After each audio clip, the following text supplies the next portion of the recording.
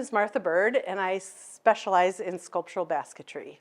And I'm here today to talk to you about these two pieces. I use willow, I weave with it, and I pay attention when I'm making something to kind of what's happening in the backdrop, in the environment, and community, in the world, in my life. And what I find is that my life and life comes through my art. And it's subconscious. It's not something I plan. And so with these two pieces, it was last November, and I was getting ready to make a sculpture. The backdrop was we had a presidential election last November, and the candidate that won was just announced, and I had a lot of feelings about that. And so when it came time for me to make a sculpture, I decided to look at my material and think about which willow am I going to use, which am I going to choose. And I went through each of my varieties, and I got to one stack on the side, and it had a label on it that said, soaked 2 times. And one of my teachers had told me, you can't soak willow twice. You can't use it twice. You use it once, it has a lot of integrity. If you use it twice, the bark's gonna peel, it's gonna be extra brittle, it's gonna break, it's not gonna be good to use. And so I've never used willow that's been soaked twice. And I thought, well, we have a new president that's gonna be here for the second time, and I think I'm going to use the willow that's been soaked twice. See what happens. See, is my teacher right? What's going to happen? So I soaked it and started to weave and started using, it's called the Paracord technique, which is a spiral technique.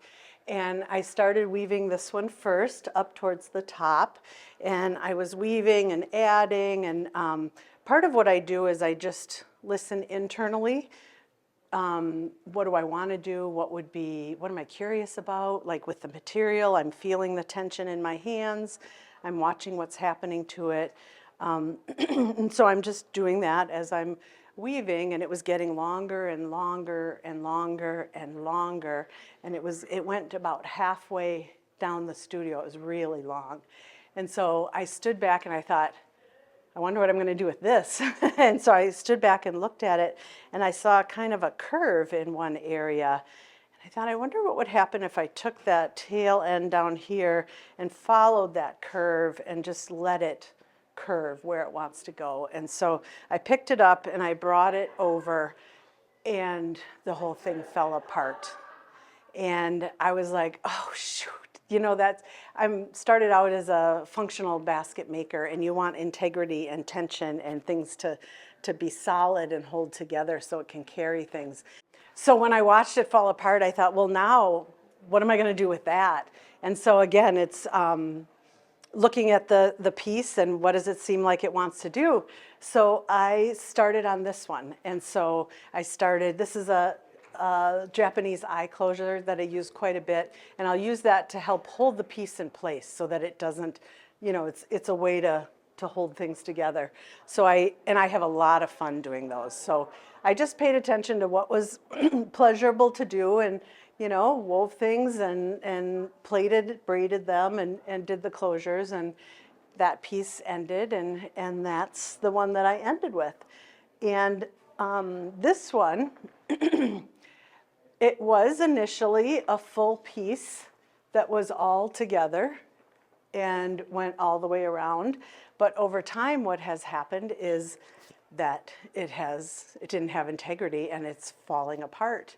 And I'm thinking back to the context or the backdrop, the environmental, the political, you know, what's happening. And I'm like, it fell apart. Okay. So this is becoming a time-based piece, and I'm taking photos of it. I'm allowing the pieces to fall apart. I'm allowing to happen what's naturally. So I'm just taking photos as it's doing its thing. It was connected at this bottom part here.